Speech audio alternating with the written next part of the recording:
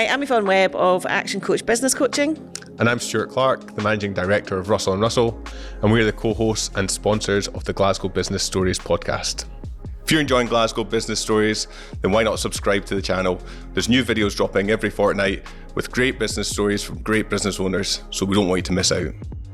Abby, welcome to Glasgow Business Stories. Thank you. Thank you for coming on. So let's start by you telling us who you are and what your business is. So my name is Abhishek Bhatia. I'm the Managing Director of IDEA. IDEA is a specialist technical services provider to high hazard industry. And we are kind of similar to the architects you have for the house or buildings, but for the process plants, chemical plants, where you're either producing some liquid, could be a distillery one day, it could be a polymer recycling plant or energy from waste plant. So a lot of different sectors where we operate and provide specialist services. And what led you to founding the business? I think there was a gap in the market that we spotted, which kind of inspired us to look into and explore the option. I had worked in the energy industry before joining William Grant & Sons, which obviously makes very good beverages and whiskey. And working in the energy industry, I had worked with tier 1, tier 2, what we call design houses, who are good one-stop shop, high quality technical services provider. When I was working in William Grant & Sons, I was involved in a lot of continuous improvement exercises related to how can we become more compliant in ways of kind of delivering projects, because a lot of the projects kind of required that multidiscipline input. And working on the continuous improvement side and seeing what I was used to versus how things are generally done, which is a very different type of industry, very fast paced, as opposed to oil and gas, where projects take long time to be delivered. We still kind of had that gap, which we saw where things could be done in a more kind of compliant manner, technically compliant manner. And yeah, kind of starting IDEA was like, it can't be just one company. There are other clients in the similar space who could use our services. So again, getting together with some of the ex-colleagues who were like-minded, and just speaking to the clients, understanding their pain points, see where the gaps were. And it's amazing how they all had they were all kind of facing the similar issues. But while the whiskey side of the industry is overly romanticized, nobody talks about these things. And that's where, when you're speaking to clients, you're understanding what the pain points are, what the issues are, and you say, we can help you. We can help you be more compliant.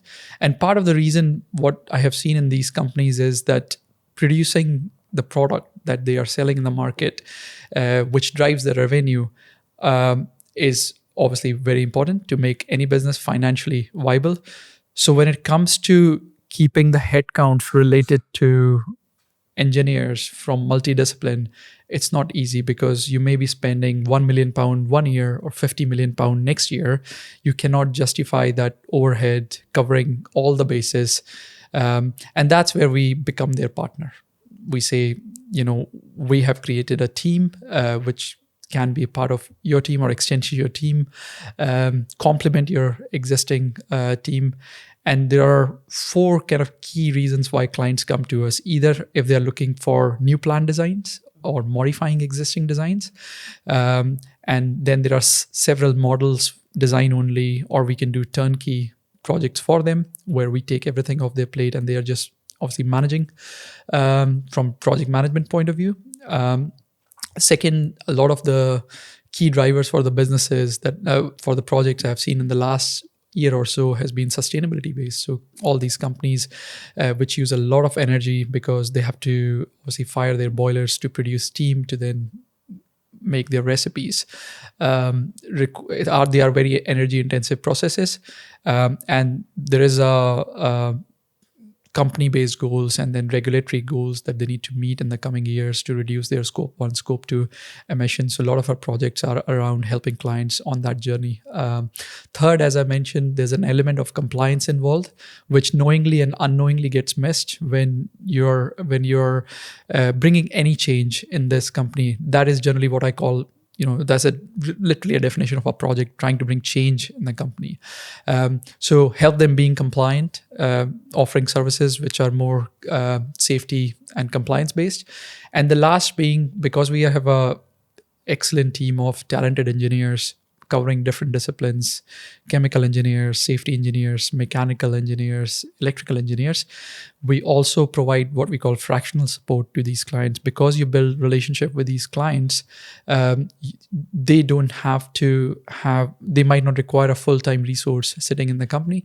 So they can tap into our knowledge base and come to us. So we have retainers with some of the clients who can justify that, who have multiple sites, multiple assets. They need to be maintained, operated safely.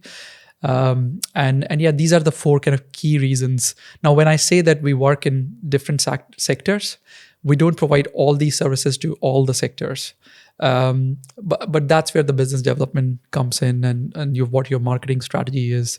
Where we are today helps us obviously continue to deliver right quality of service to the clients, but it also shows us that, okay, we might not be appropriate where we are in terms of our experience for this industry, for this sector, but we can offer them some discrete technical support that they might need. Sometimes a good kind of foot in the door, which helps you build that, again, relationship. So as and when in the future, as your company grows and gets more experience, there will be transferable skill set where you become maybe the right partners in other areas as well, and then they know of you. But recognizing that where you stand today and where you want to be in 5 years' time gives you a bit of a roadmap to work towards. And touching on the BD marketing, when you go back to the start, then it sounds like you're working with some big companies and things like that. How did you first get in the door with them? Was it just in case you had contacts there already, or? Yeah. So, I mean, if I specifically talk about the whiskey industry, you have to be really good at playing golf. I guess any other, and neither of us, like none of us were like that, where we, went out and built relationships. We were engineers. We were like typical blue personalities. And I think that's why it started very slow, and it started with small, where we knew engineers in these companies who we knew were responsible for certain things, and we reached out and said to them that, look, we have set up a shop, and we're open for services. So it started with small, and gradually partly people moving from one company to another and taking us to another company. Partly we used LinkedIn very effectively, trying to talk about the problems that these clients have, writing thought leadership articles. And that resonated with a lot of clients who kind of potential clients who read about us.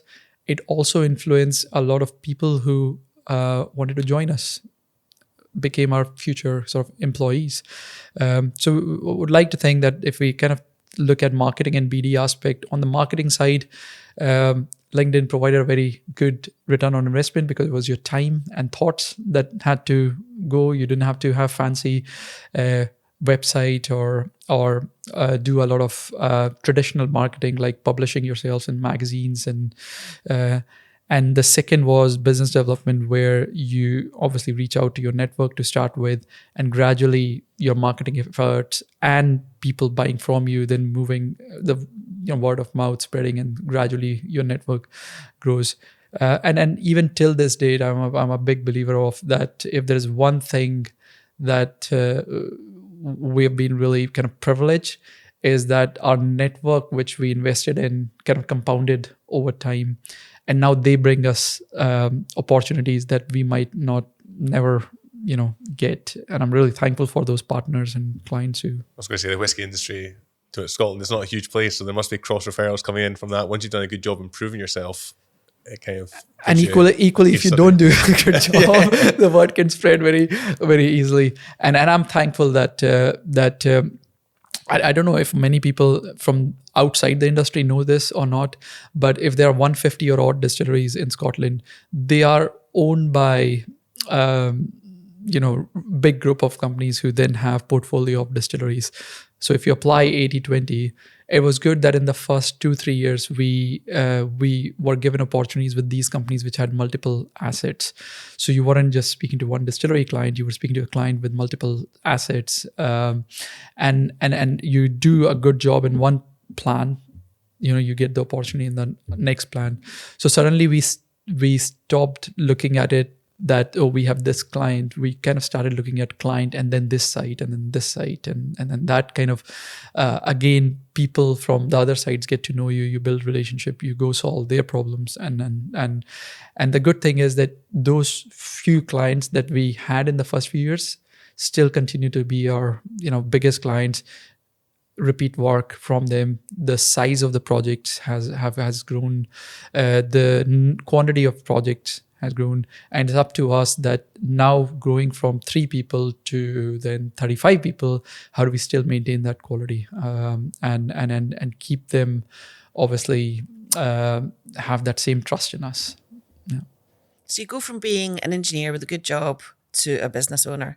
Talk us through the changes and the learnings you had to undertake during that process. Yeah, it's not the title, and I often say this because my dad worked in one company for 40 years, and when I started my career, I thought, I've gotten myself into a good company. I've had a good start to my career. I was never an ambition to be a business owner or to. So I guess there was no pressure. There was no blueprint for me. And I said that the first 2-3 years, we were mostly 80% of our time was going on actually, if you call it, working in the business and delivering projects. And there were very little things outside the business, like marketing, carving out time for doing LinkedIn, payrolls, raising invoices. But what started to happen is that over time, that ratio kind of started to increase, the time that business was needing as you added more people. So by virtue, rather than saying I'm the business owner and I need to do this, by virtue of coming across the challenges and trying to, as engineers, you love solving problems. That was the mindset that how can we kind of navigate through these challenges. Some of them we could just discuss among ourselves and came up whether that was a most appropriate or right solution or not, but it was enough to brainstorm between 3 of us. I know a number of businesses who start alone where it can be quite lonely. In fact, one of the engineers who has just set up his own limited company came to visit us yesterday, and he says it's much lonelier than I thought it would, and it's much harder than I thought it would be. And I thought to myself, I was so lucky that I had 2 others I could bounce things off, speak to them about the ideas. But then you realize that even that wasn't enough.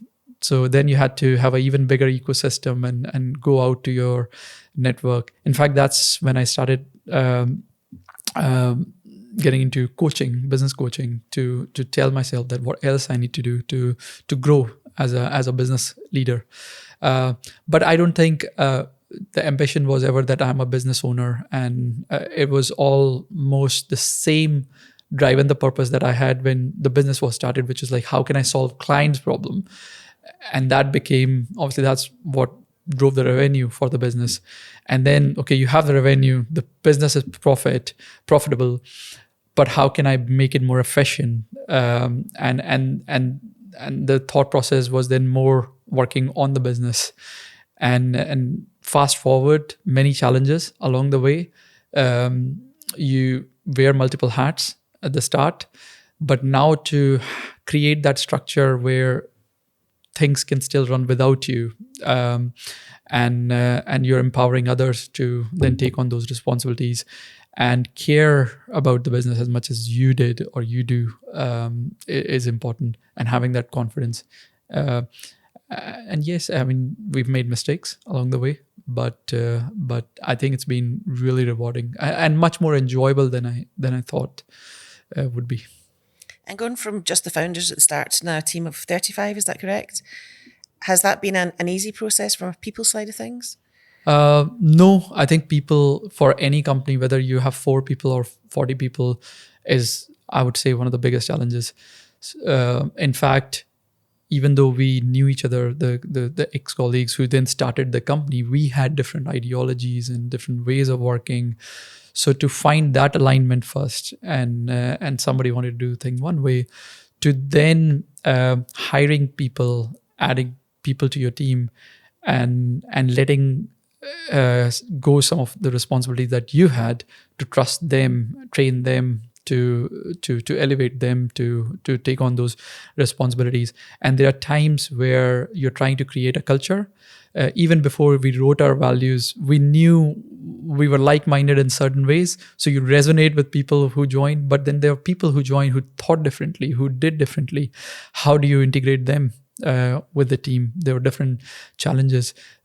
Some stayed, some unfortunately left, and those were not easy conversations or easy to recognize, but to take the right steps, keeping in mind what's good for the business, ultimately became the driver for and made the decision making easy. And how did you go about creating those values?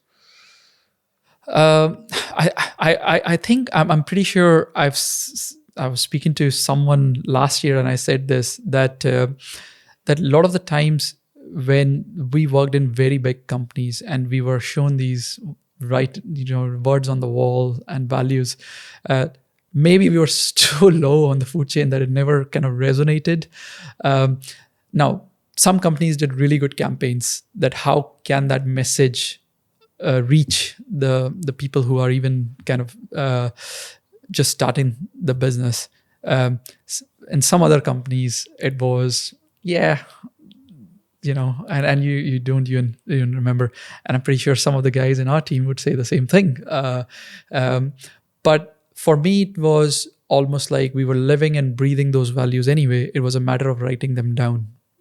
Some of the things we were saying similar things, but saying it in a different way. So writing something down, make sure everybody speaks the same language. It's the same things why you put standards in place, why you put procedures in place.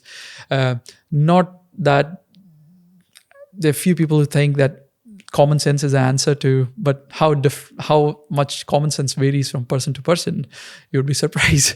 So that kind of, it's just retrospectively writing that down, and it was easy for us, and we all agreed that this is what we want our values to be. And remember what I said when we started the business, what we were trying to do was understanding what our client needed and finding a solution. And that is still continue to be one of our first values, being client-centric and understanding our client, which you can say whether it's a value or whether not, but just because the way business started, that was a key thing. And we thought if we can make our employees care about our clients the same way, hopefully the business will be all right, yeah. And how do you live and breathe your values? How did the team keep those alive? Because they're in you and you wrote them down. Now with a team of 35, what do you need to do to make sure they follow the values? Quiz them. I'm joking. So we do a very fun thing, right? Whether it's fun and whether it's some people just hate it or loathe it. I don't know. I'll call it a fun thing. So every Monday we have a team weekly meeting, and the meeting starts with what we call there's a wheel of names. So it has everybody's name on it, and the week before we would have spun that wheel, and somebody's name would have been chosen in that, and that person has to start with either a safety moment, because safety is really important in our industry. And that is with a view that if people are going on sites, which some of them are high hazard sites in the coming days, especially graduates or people coming from different industry might not be aware of the hazards, it helps reinforce the message around safety. It evolved and we started calling it safety and value moment or value moment. And value being that if there's something you saw that happened in the company that, or something you did that resonated with a value for what we stand for, share with us, share with everyone. And that's just one of the kind of few measures that we have taken. Similarly, at the end of that meeting, we do something called 1 minute recognition that I had read in one of the books. Can't remember now which one. But it talks about that we wait for one-to-ones and end of quarter or end of year reviews. Why not give your colleague a shout out or somebody tell him how amazing job they did? So that 1 minute recognition is open to everyone on the floor, that before we finish, you have a chance to give a shout out to anyone in your team who obviously did a good job or helped you or supported you. And when I started this, I thought people gonna roll their eyes and say, "Here you go, Abby." After one of his runs, just come up with another thing. And the first 2 weeks, it was people. It took an effort. You could see people were kind of uncomfortable, and I did. I started with one or two, but since then, it's amazing that how many people put their hand up that I want to give a shout out to my team member. Brilliant. And you're like, this is amazing, because sometimes now I find out about something happened in the company that I wouldn't know as an MD because I'm not working on the project. But here's a person who's saying, to another team member that, thanks for helping me, or it was good of you to support me. I mean, if not, that's not value, I don't know what is, to obviously, and it kind of gives me a sense of pride, just because the sheer number of 1 minute recognitions we now have, and we call it 1 minute recognition to reinforce this is the end of the meeting. Let's try and wrap up nice and quickly and start a week on a positive note. So yeah, a couple of things that just a couple of examples. Needs that consistency though, doesn't it? After the first couple of weeks, if it was slow going, it's quite easy to drop ideas like that. But you had that perseverance to keep going. Is that something that you think is important in running a business? Or absolutely, because it's hard to let things go. And this Monday meeting that I'm talking about, it used to be where everyone, including myself, will go through our projects, will give an update. It used to be, and then my team, leadership team, gave me a feedback last year that it's not a best use of everybody's time to go through so we used to have maybe a dozen projects live up until 2 years ago. Now we have 100 projects live. And the point I'm trying to, it's a long way of saying this, but we used to do this in a way that, maybe as a leader, I thought I had a sense of control over what was going on, and I had an idea, and then getting that feedback from the team that, look, we can do smaller meetings through the week in our own departments, and then obviously if we need to escalate anything, we'll bring it to you. I was like, okay, if we are not doing, that used to be a major kind of part of 9 to 10 you would do, and then part idea was that everybody on the same page start of the week, to then say, okay, how do we restructure that meeting? Everybody still like the idea of having that safety moment, value moment that we do. Everybody still like the idea of everyone in the company, whether you're remote, in person, you dial in to this meeting. And then in between, we have a couple of other things where things like we look at any business update that Abby or other kind of anybody else in the business related has to give, that is not project related per se. So we were at a point where we thought, should we even do the meeting? But then, because I really like the idea of obviously getting a chance to say hello to everyone, and having a discipline of reinforcing the message, so I managed to win that one. That let's keep this half an hour. It's only now till 9:30, and people kind of remind me, like, last meeting went 5 minutes over time. I just, as a leader, it gives me a great sense of sort of pride and how far we have come as a company, and see everybody sort of recognizing and getting embedded in the team where you feel like you're working as a team rather than just everybody, because we used to be remote, but until last year, everybody sitting in their silos and working. Yeah. So. But you need that constant, you might think you've said something 100 times, but if you've got 35 team members, it's totally different from what you had, as you said, 5 years ago. It's constantly reinterpreting that message to them so that you're sending it to them time and time again, isn't it? Yeah. And as I said, this repeatability, having that sense of kind of doing it without missing a beat. Obviously, some days it's like, oh, it's Monday again, and we have to. But it's also fun when you have a wheel of names and like everybody's like, oh, whose name is coming next? So yeah, it's a nice little thing. But you're right. I think things like these, even today, I was in our monthly operations meeting where we talk about improvements that we want to bring in the business. And there's a point about a lot of policies that we have created in the last 1 year, which we're not entirely sure if everybody understands or never mind following it. And we were thinking that what is the best way to, and somebody said it in that meeting that it takes 7 touches, 7 times for something to, so yes, it's all good to let people know that these policies exist. Maybe we need to take some of the critical ones which are related to health, safety, environmental, and do a training or some sort of a rollout to reinforce that message. We may have to, any new starts, include this in part of the induction. So again, if you think of the onboarding of any new team member, think about them, that they are coming in the business where they have missed that journey. They have not, where they haven't seen things evolve. How many times will you have to repeat those things?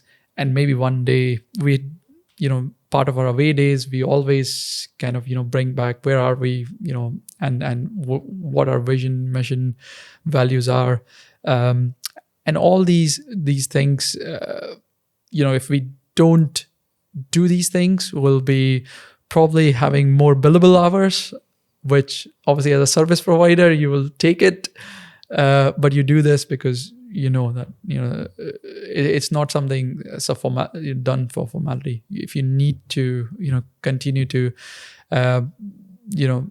idea is no longer just 3 of us who start the business. It's a group of people who have come together who are driving the business forward. There's an intangible value there of having that meeting and having it regularly because it's building the team culture, it's building everything there. And again, some might disagree, some might agree. But, we'll ask the team. You put your foot down and you say no. You mentioned earlier, I read it in one of the books. Help us understand what your approach to continual learning is and how helpful that's been in building your business. I think I've been a great believer of you can't know it all, and it was always reflected in my curiosity to improve myself as an engineer as my career grew. And even when I started the business and got appointed as an MD a couple of years ago, business is not something that I had gained any formal education qualification. And so I know a lot of people, obviously, after their engineering degrees, sometimes go on to do MBAs and have. But for me, it was all about kind of learning on the job, but still. How can I, it is not something kind of part of your comfort zone, and you need to kind of then see what tools you have at your disposal that can help you grow. So some books are recommended by, my business coach, Alan Smith, which have been great reads. Traction, which is one of the very good books when it comes to organizing your business in the right way to help you grow. Second one, I think I whenever I asked him that I'm having this issue, and every now and then there is you go away and read this. There's no quick answer to it if that's what you're looking for. He says it in a much nicer way than I just did. And he mentioned the ask you answer, which happened to be based on a very same kind of premise that I was mentioning about, think about what clients need and then talk about it. And whether it comes to your branding, marketing, your business development efforts, you'll be guided. You can't know it all, and you don't know it all. Books are a great way of expanding your horizon, I guess. I'm not a natural reader. A lot of these books that and again, anybody listening to this who might not be, some people take pride in, obviously having a huge library in their living room. I love running, and part of the thing I do is I add them as audiobook, and when I'm running or I'm driving, like I'm doing now for office, Edinburgh to Glasgow, always these pearls of wisdom you get, and yeah, I mean, a couple of the books I've actually gone back to read again or listen to again, and my daughter is in P3 and she's going through this kind of way of kind of literacy or learning, the model that they are using in school, where they make them read one book 3 times to make sure that the information goes into your core memory of your brain. A bit similar to what we were talking about, 7 touches, and it takes different stimulation and to for you to absolutely get it. And a couple of these books I have actually gone back to re-listening or reading to just kind of, and every time you listen, you're like, this is great. So yeah, these is just some of the tools at our disposal. Yeah, I think the big thing from books is actually putting the steps in place to action them. Then, so as you've moved into your role as MD, is that what changed? You're moving to a more strategic way of thinking and going, right, okay, if I read a book, what are the steps I'm going to take from that? Or what's been the big change from moving into your role as MD? So yes, I think implementation is a huge part of it. Now, I could have, talking about the strategy, I could have taken 2 years to think of how I present idea to the world.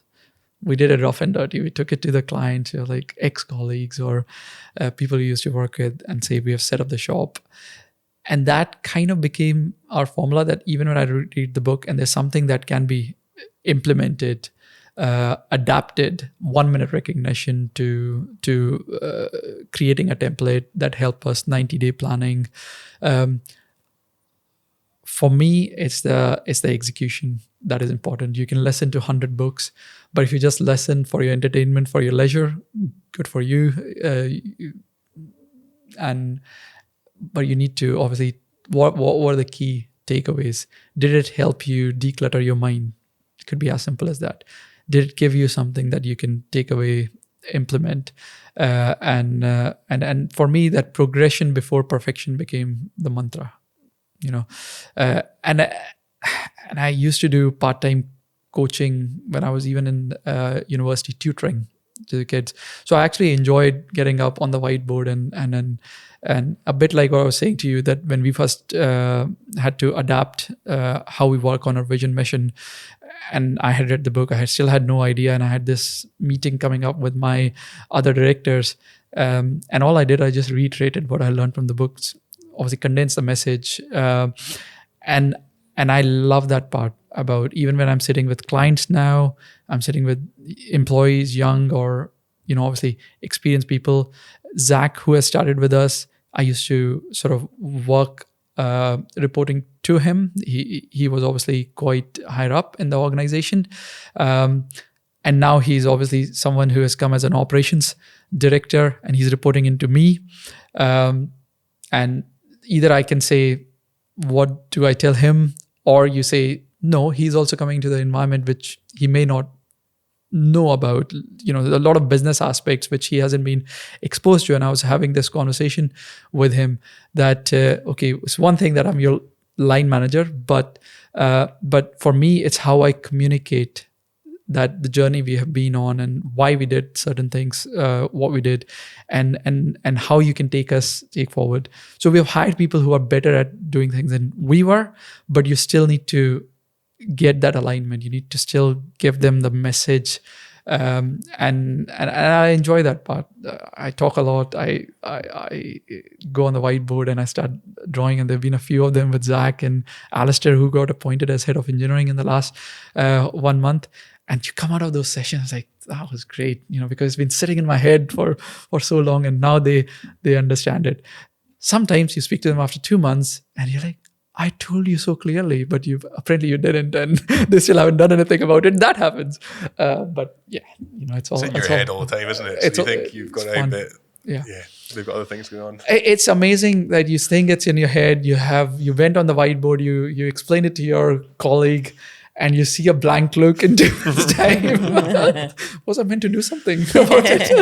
I'm like, oh God, maybe I wasn't as clear as I thought I was. I came out of that meeting room thinking I've smashed it. Giving myself a pat on the back, and then no, start again.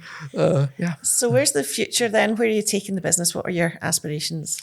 I think there are obviously opportunities that one of those I was telling you that mapping the services we provide for the type of sector, and consciously or for other reasons, there are certain areas which we are still not obviously supplying the services to. So doing that gap analysis and then saying, how can we get there in 5 years' time? How can we actually penetrate those markets? Some are consciously avoided because they are maybe oversupplied with our services. So again, don't try to sell something people don't need or they're already kind of well served. Some is partly due to our own, we're still a young company and maybe competency wise, we need to get more projects under our belt, smaller in size, before we can transfer those skills to those sectors, to go confidently and say, we're ready for your business. So there is that part of clearly understanding that where do we want to take the business in terms of offering wider services, diversifying in terms of clients and sectors. And then there are other projects which I can't obviously openly mention, which I have a lot more time and energy because of all the work we have put in and putting the right setup in place and having people who are performing those responsibilities, which frees up my time to work on those opportunities.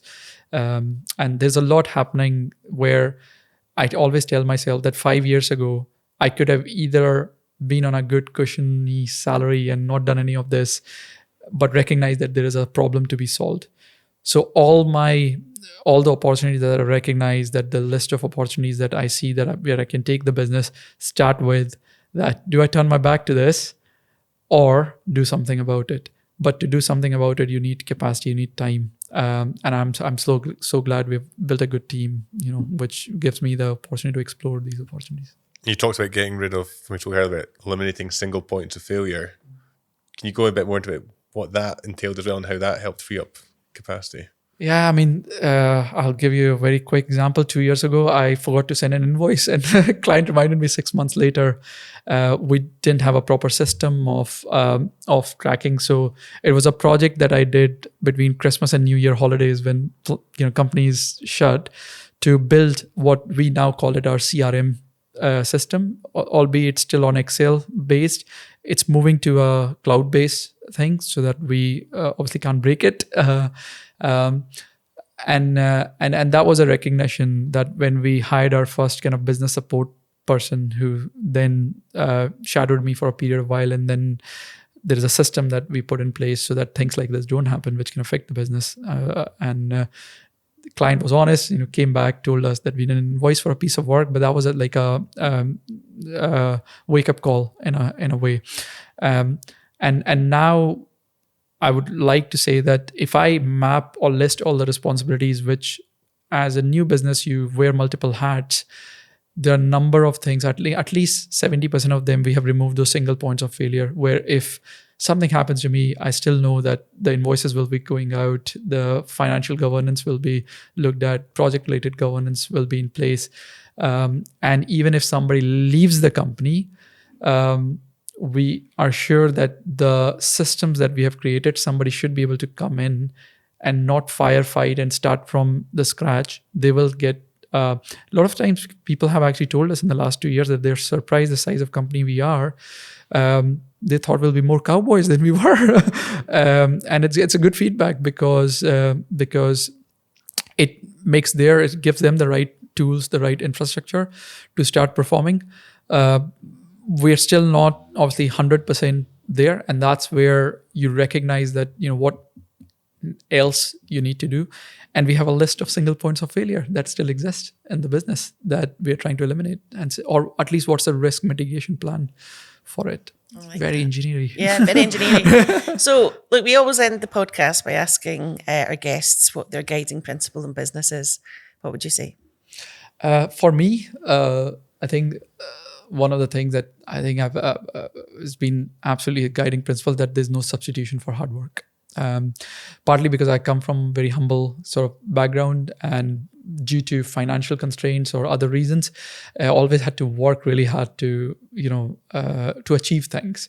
And even though I have many more comforts than I kind of used to have, I still find a reason to whether I was talking about exploring those opportunities, that where idea can keep growing organically, or what else I can do to amplify, to really kind of fuel it and take it forward and make it a name and the brand to reckon with.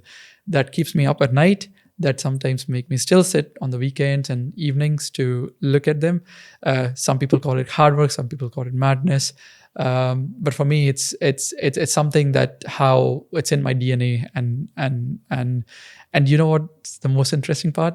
I'm inherently a very lazy person.